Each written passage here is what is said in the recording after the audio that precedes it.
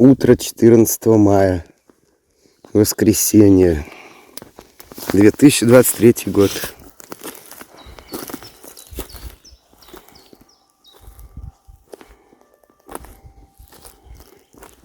Вот спальник сушится.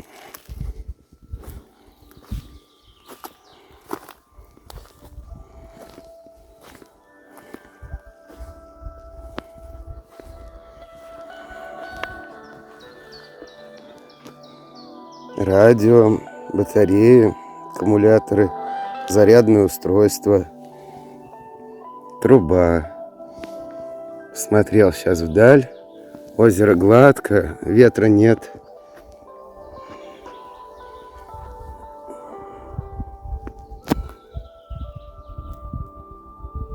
Скарб. Всякие вещи. Суп я придавил вчера камнем, чтобы мыши не залезли, потому что они тут точно есть. Я видел маленькую черную мышь. Вот суп. Вкусный. Уже теплеет. 16,7. Поеду сейчас воду набирать. Ну и половлю заодно немного. Заряжаются устройства. Фонарик, павербанк в первую очередь. Ну а потом уже батарейки для радио. Они как бы во вторую очередь заряжаются. Потому что фонарик, павербанк очень необходимы. Вот антенну вот так вот вставляю с помощью спички. Нахожу там место, где провод хорошо соединяется. Там это гнездо какое-то странное. Читал я про это много. Как-то там все непросто.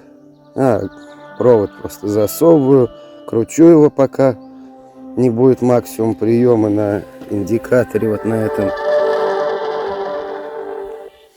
И прижимаю спичкой. Да чего, прекрасный прибор. Такая четкость, приятно смотреть в него. А есть еще получше трубы, но это не для простых людей.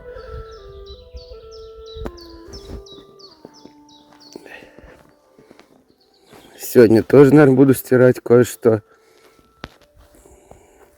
Спиннинг стоит. Прицепил блесну Вильямс.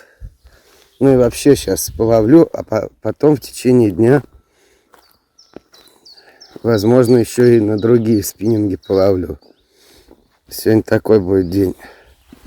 Лодка вон стоит. Сейчас я ее поддую немного, потому что вечером я всегда спускаю воздух оттуда. Надо вершу проверить.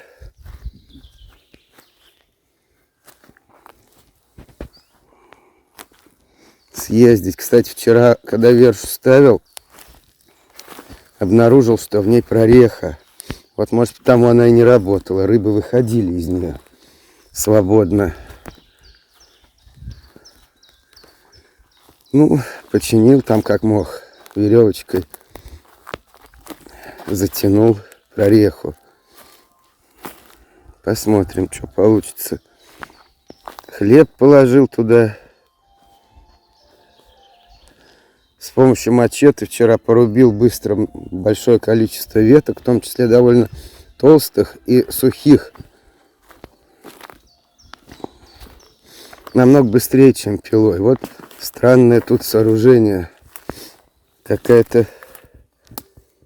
Что это было? И везде обязательно бутылка лежит. Вообще, конечно, люди у нас свиноты те еще. Здесь все бросают, гадят. Зачем? Почему? Непонятно мне это.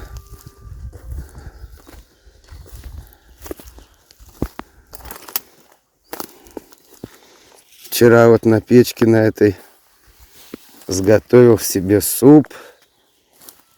И также кипятил несколько раз чайник. Остыло уже. Что там внутри? Одна зола. Ну ничего, может сегодня опять что-нибудь на ней будут делать. Суп-то немного осталось. Капусты еще полно. Шишки. Дров тут, видимо-невидимо, очень много дров. Вот ягодки уже образуются. Будет много ягод, наверное. Тут вот куча металла какого-то. Скорее всего, это крыша от сгоревшего этого домика. Посмотреть, что там еще. Может, опять в сторону Хретени схожу. В общем, пока я тут, наверное, неделю целую буду тут. Никуда дальше плыть уже смысла нет, потому что весь Хачин я, конечно, не оплыву. Ну, может быть, бы оплыл, но ценой больших усилий каждый день, чтобы где-то вот подрываться. Нет, я хочу постоять уже, отдохнуть. Нашел место, которое меня вполне удовлетворяет. Тут огромный плес, прекрасный вид такой.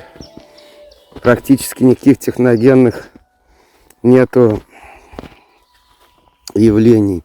Ну там вот вдалеке башня стоит, это вышка сотовой связи. Она светится, но до нее 4,5 километра через воду. Нету шума никакого, дискотек, никаких этих дурацких. Ни лая собак практически нет. Ну вот там в Хретени маленькая собачка. Я-то вон палку заготовил, а там собачка. Ну, палка мне помогла, как посох. С ним идти удобней.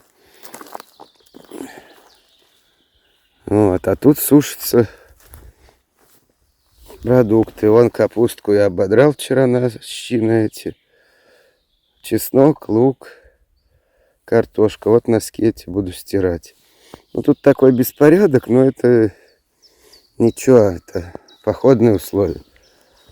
Там вот удобно, что у этой палатки такая возможна комбинация, когда внутрянка и большой-большой такой тамбур. Там все помещается. Все там лежит так хорошо. В самой палатке место не занимает. Ты просто подходишь и берешь. Оно лежит как бы на улице. А не надо палатку открывать, туда лезть, там что-то. Вот. Ну и как бы грязь, если какая-то обувь, там все это, все тут. Вчера большое притащил бревно. Такой вот пень. Оно только начало гореть. Сегодня еще погорит. Там он около воды наметил еще больше, чем это. Но вот это было не просто притащить. Может, пилить придется. Пока тут ничего не пилил. Вот это можно распилить. В общем, будет чем заняться. А сейчас пойду поплаваю немного. А то что-то ветер поднимается. Это совсем не кстати. Мешает рыбной ловле. У меня якоря нет. Ну или буду делать якорь. Вон камень есть. Посмотрим. День длинный.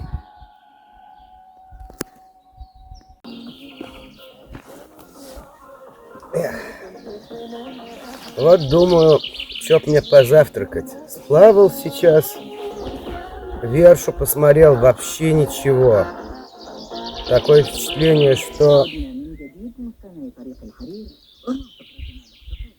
рыбы нет. Но вроде прыгает. Вчера бобры прям вот здесь вот начали беситься. Плескались там, скакали, хвостами били. Поначалу даже испугался, внезапно. Хлоп такой. Ну, что такое? А потом подумал, это же бобры. Ну, в общем, что интересно, там валялось ведро ржавое. сегодня подхожу к берегу, смотрю, а оно поставлено вертикально. Как? Неужели бобры способны на такие действия? И мне кажется, я слышал, как они переговариваются. Такой странный звук, как бы тявканье такое тихое. Ну, не лягушки, а вот какой-то звук типа тявканья, в общем. Наверняка они как-то переговариваются. В общем, вот тут вот они хулиганили. А что приготовить? Вот в чем дилемма состоит. В кастрюле у меня суп. Я могу, конечно, разогреть суп и есть суп сейчас. Но это как-то неинтересно. Я его лучше съем попозже, на полдник, там, в обед. А то я что-то ем по 2 раза в день. Один раз утром, другой вечером в 10 часов. Это, конечно, хорошо и способствует похудению, приобретению формы, так сказать. Но, с другой стороны, не знаю, может быть, надо и почаще есть. Продуктов-то у меня очень много. Обидно будет, если все не съем. Да, скорее всего, все не съем. Мне остается-то сейчас 14 число, меньше 10 дней. 23-го я уезжаю. То есть до 22-го, по сути, 8 дней. Половину я уже пробовал тут. Вот ирония судьбы. Вчера ходил в деревню, Волоховщину или Волоховщину, там неважно. И пришел там на причал для кораблей. И вспомнил, что был я тут 24 года назад на этом причале. Полжизни назад. Так меня это прям потрясло. Эх. Так и поход. Уже половина прошла. Половина. А ждешь этого, ждешь целый год. И половина прошла. Так вот, суп у меня в кастрюле. То есть варить яйца в кастрюле не получится. Либо надо суп перекладывать. В общем, это все муторно.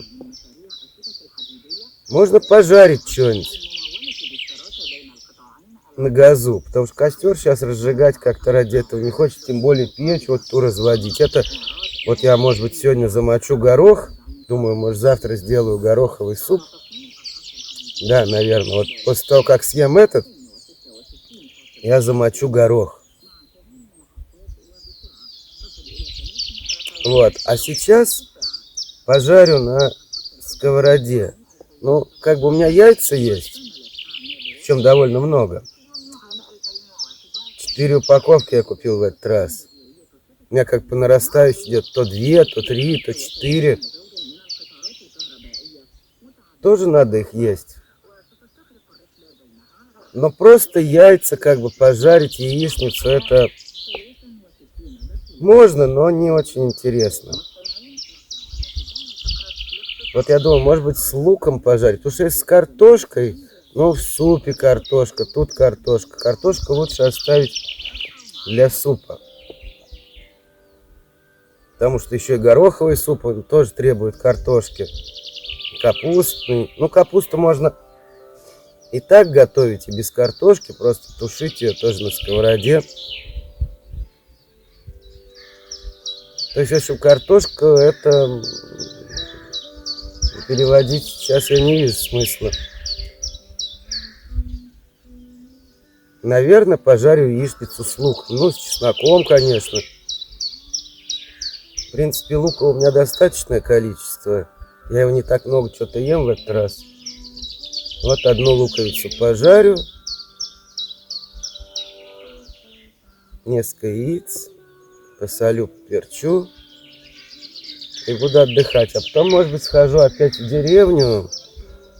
Только в этот раз я хочу пойти в сторону вот мыса. Тут мыс есть. И так, судя по наблюдению через трубу, там что-то интересное, возвышенность такая. Может, туда схожу, разведу. Вот я плавал сейчас, почти туда приблизился к деревне. Ловил рыбу, закидывал снасть. Ничего не поймал. Смотрел, вроде стоянок нет. Это мне очень сильно повезло, что когда был ветер, я нашел случайно эту стоянку. Просто так вот глянул на берег, опа, а там просвет в камышах. Приплыл, надо, что тут такое чудо.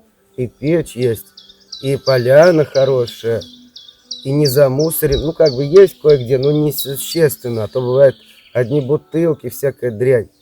Вот. И явно редко посещаемая стоянка, что тоже хорошо. Нету всяких конструкций там каких-то избыточных. Хотя вот там вот есть чуть подальше биотуалет. Вот тоже вот, не знаю, настолько это возмутительно. Люди привозят с собой эти ведра пластиковые, срут туда и оставляют. Вот здорово. Ну что же вы такие свиньи-то? Ну надо вам в туалет сходить. Ну вон сходите там где-нибудь и все. Зачем эти ведра? Потому что все эти нечистоты, они разложатся, в почву уйдут, удобрением станут. А это стоит безобразие. Не знаю, конечно, зачем, кто это делает. Позор и срамота. Но уж если вы привезли с собой это ведро, ну так увезите его обратно или сожгите. Ну зачем оставлять-то так? Свиньи. Все бросать, все вот эти бутылки, банки какие-то. Кофе растворимый обязательно. Что, от похмелья, что ли, лечится? Я не знаю. Эх, народ.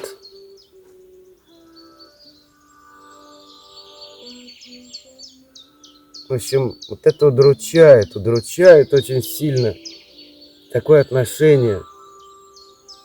Это же храм, это храм, природа. Вот, ну что же вы в храме вот так будете поступать? Сейчас же все стали такие внезапно верующие.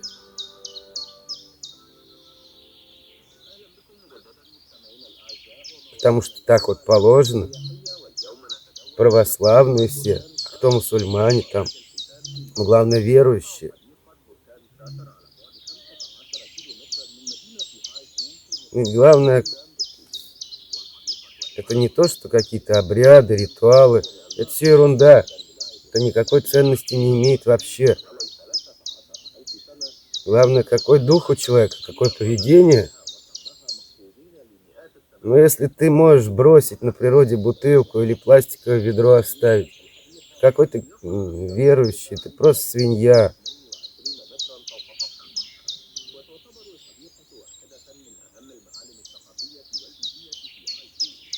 Не, конечно, это все очень неприятно. Вот, а я сейчас покушаю, позавтракаю, передохну немного. Еще какими делами позанимаюсь. Вот носки надо стирать. Может, потом прогуляюсь. В общем, буду готовить яичницу с луком. Луковую. Ну, и с чесноком, естественно.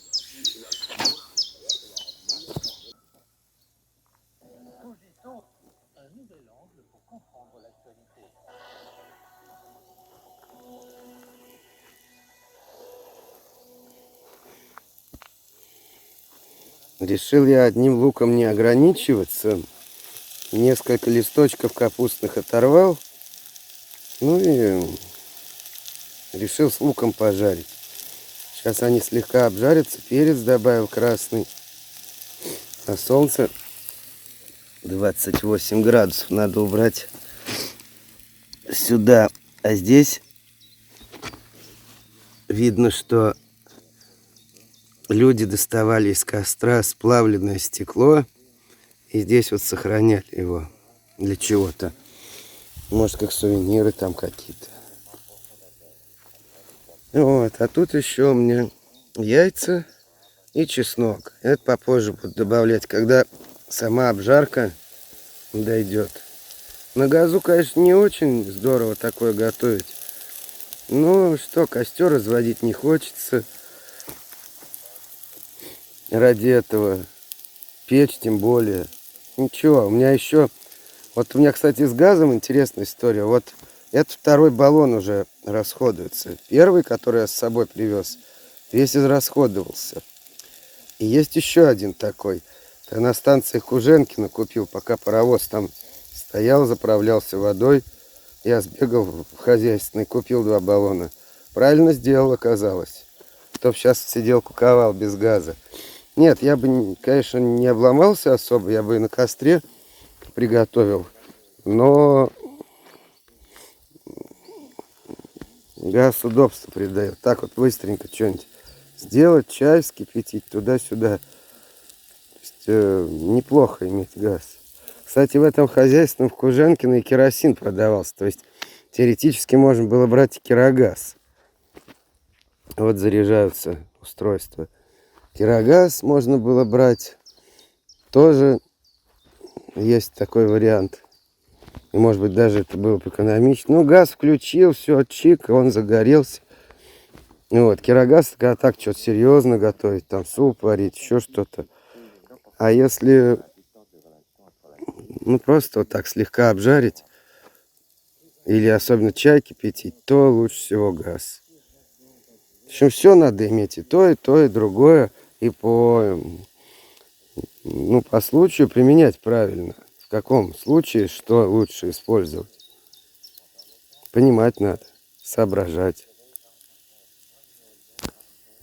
Решил я немного прогуляться вокруг своей стоянки. И удивительное дело, нашел сразу 2 очень интересных вещи. Во-первых, родник. Чистая вода идет из него, из родника. Вот он тут. Вот чудо какое. Родник. Надо же. Причем, похоже, не один, а даже 2 родника. Вот здесь вот тоже, видимо, еще. Из него довольно интенсивный поток воды идет. Подумаю, как бы отсюда набирать воду родниковую. Вот это да. Называется, отошел. Моя стоянка вот за этим пригорком метрах 50, может меньше. А вот еще что интересное. Вот еще чудо природы. Строчки. Я их тоже в том году собирал. Вот такие огромные. Это же вообще... Не знаю, сейчас собирать их, не собирать. Потому что, в принципе, у меня там суп. А их надо долго варить. Потом уже обжаривать. Строчки эти. Ну, вон тут еще есть. Вот он. И вот еще. Тоже строчки. В общем, вот так вот надо всегда ходить вокруг, смотреть, что да как. Ну, вот почему бобры тут живут. Все тут есть. И родник, и строчки. Ну, и тут еще и дофигища дров. Вот сколько тут дров. А вот общий вид этого родничка. Да, это мне не надо будет за водой выплывать. Ну все, сейчас с родника попробую как-то придумать, как набирать. Надо, видимо, как-то запрудить его, чтобы там образовалась такая ямка с водой. Вот здесь вот, где она выходит. И там и набирать. Да, это очень повезло. Не ожидал, что здесь родник есть. Выплыл я среди дня половить. Наверное, без толку. Кидал, вот джерковый спиннинг взял даже.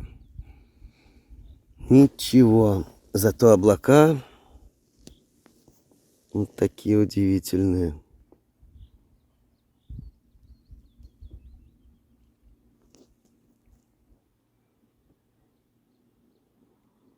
Поеду назад. Займусь там чем-то на берегу. Вот заряжаю устройство. Приходится все время перекладывать батарею. Но это не главное. Главное то, что пришлось раньше времени разжечь костер. Я обычно-то его часов 6 разжигаю. А тут вот разжег в 5 часу.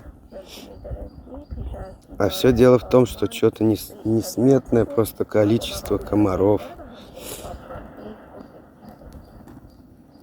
Насекомые повылазили. Вон стрекоза, пожалуйста. Стрекоза.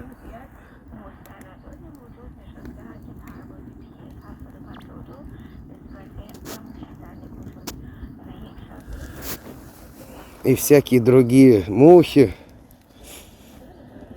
Ну и комары в том числе.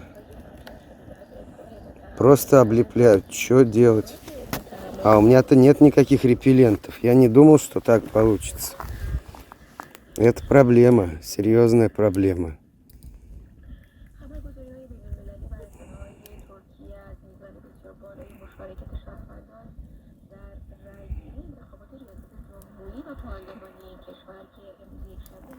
Ездил сейчас, попробовал половить.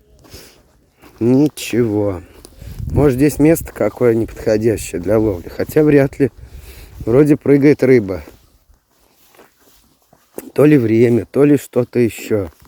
В общем, пока лова нет. Разжег костерок.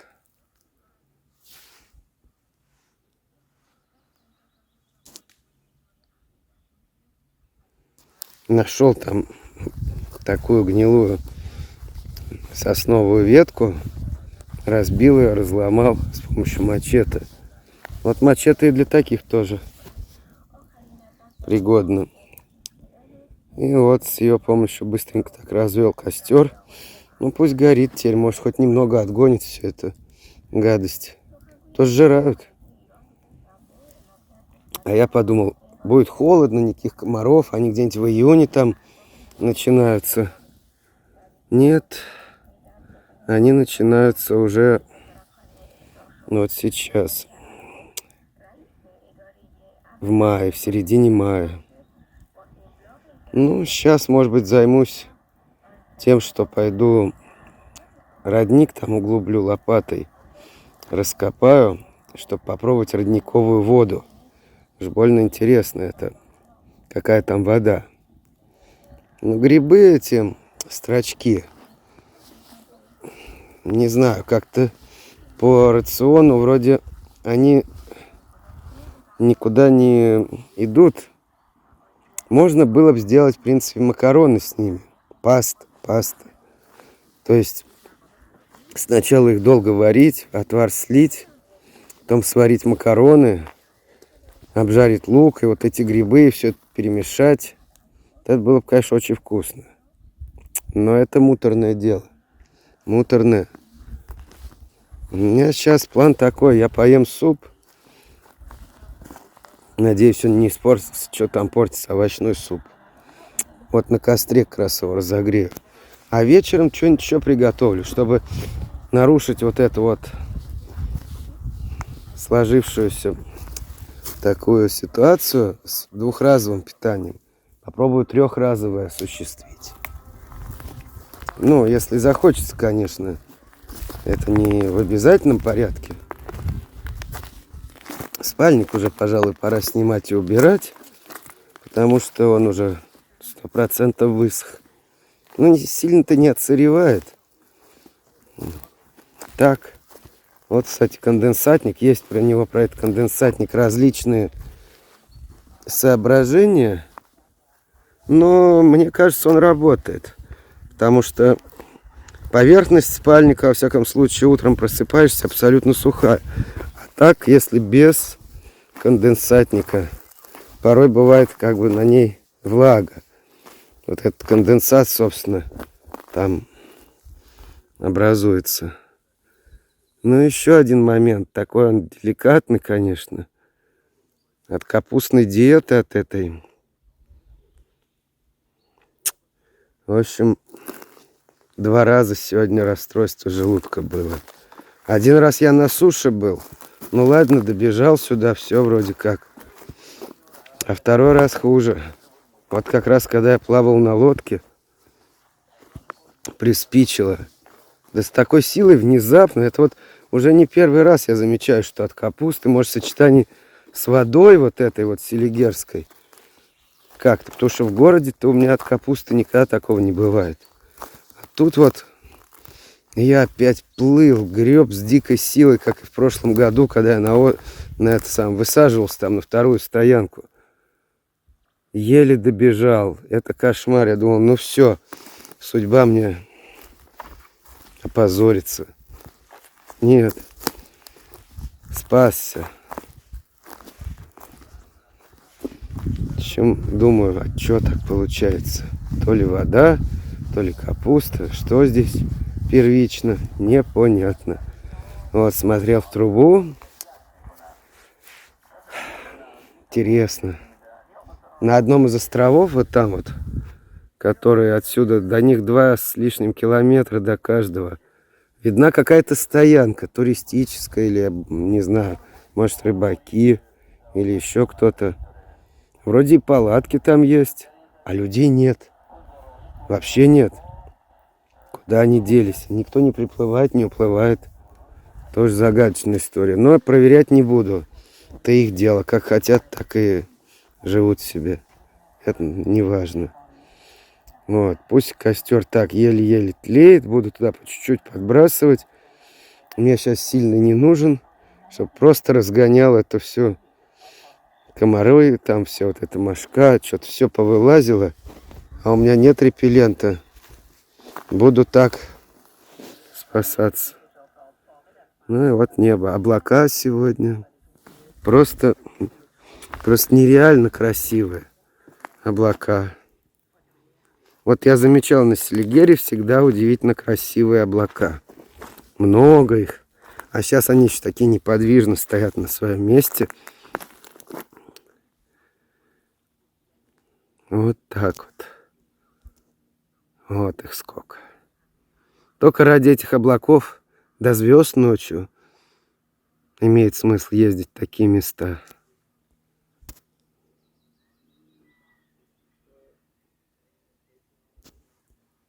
Ну, может, кому-то это покажется и глупым, и смешным. Может быть. Ночью звезды, конечно, очень красивые. Тут никаких источников света нет. Небо чистое. Столько звезд. Вчера, кстати, видел подозрительное явление. Опять что-то типа треугольника. Вот в этом направлении. То есть направление... Ну, я сейчас так не соображу. Наверное, там... Ну, в юго... Запад, что ли. Вот ровно в этом прогале между деревьями смотрю треугольник из звезд. Ну, я думаю, ну, треугольник. Ну, как бы созвездие какое-то. Я их не знаю, астеризмы эти. Ученые люди так говорят, называют созвездие. Ну, отвернулся туда-сюда, смотрю, там тоже звезды с этой стороны. И с той, и везде. Сижу, задумался такой. Потом через 5 минут поворачиваюсь. Опа! А треугольника-то этого из звезд нету. Хотя другие, которые были рядом, остались. Ну, я думаю, ну, может, какая-то тучка, облачко какое. Но небо вообще чистое-чистое. Видны были звезды, даже очень-очень тусклые. И я так немножко задумался, что бы это значило. 5 треугольники. Видел я тут треугольник 2 раза. Но он там прям был темный. И на концах яркие такие красные огоньки мигали. А тут ничего не мигало, просто постоянным светом светилось. Но оно и поярче было, и как бы оттенок чуть другой, не как звезды. Не знаю, может, они тут где и кружат. Пришельцы-то.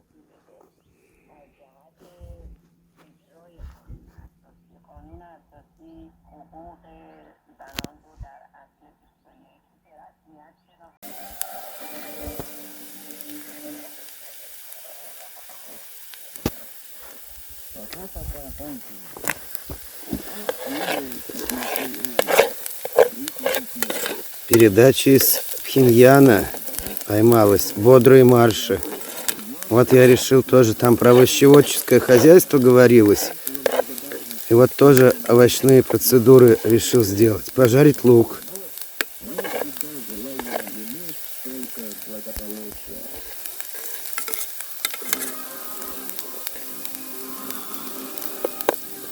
Да, подгорает. Желает иметь только благополучие.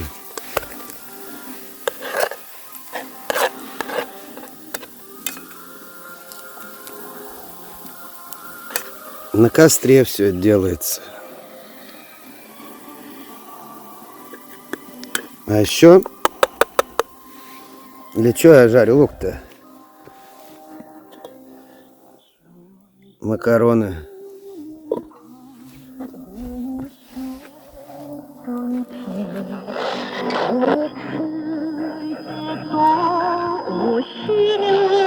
Вот. 31 метр.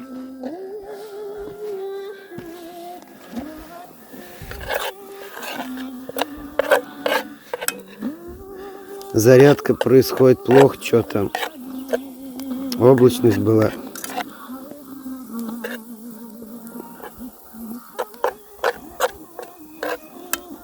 Мало энергии в телефоне. Ну, батарейки для радио зарядились, они мало энергоемкие, но они работают не очень долго. Вот, сейчас еще чесночка сюда. Все это с макаронами помешаю. Буду есть. Пусть тут стоит пока. Подгорит еще.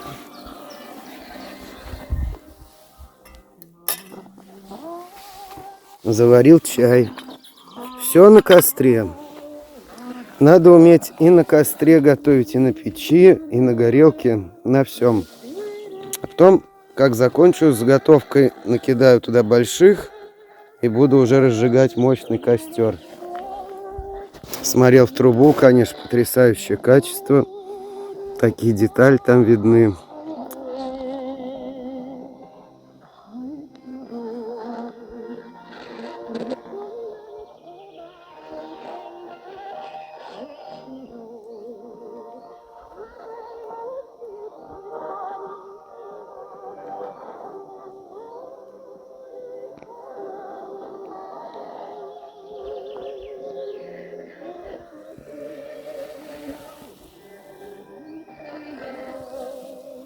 Одну маленькую луковицу порезал.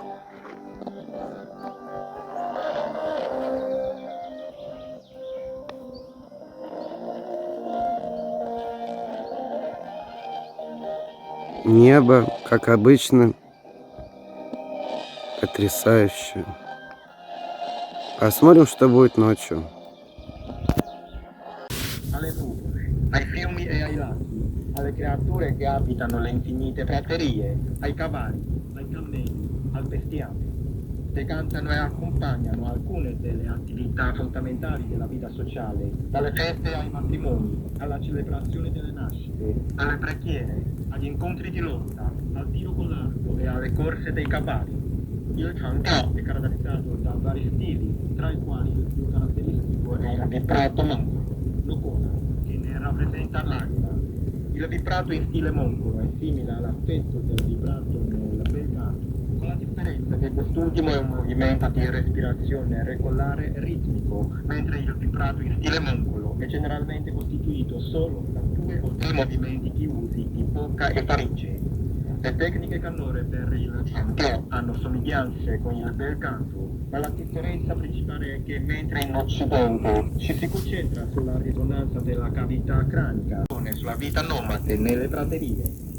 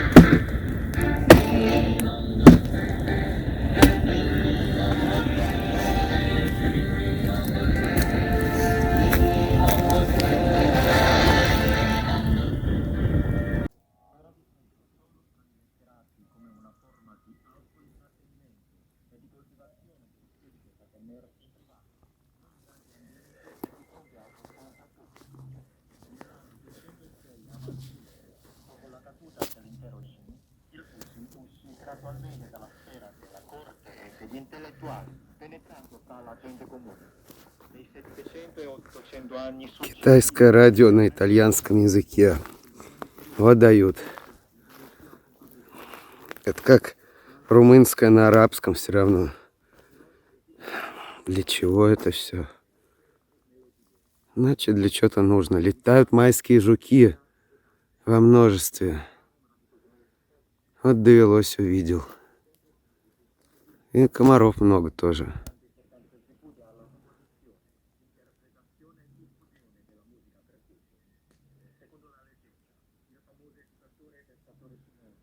Так вот тут весной. Вот они, жуки. И никого. И никого. Это хорошо. Göklerde dalgalan çıksın benim havasım. Bol beyazın beyazın, Türk'üm evimde hazır.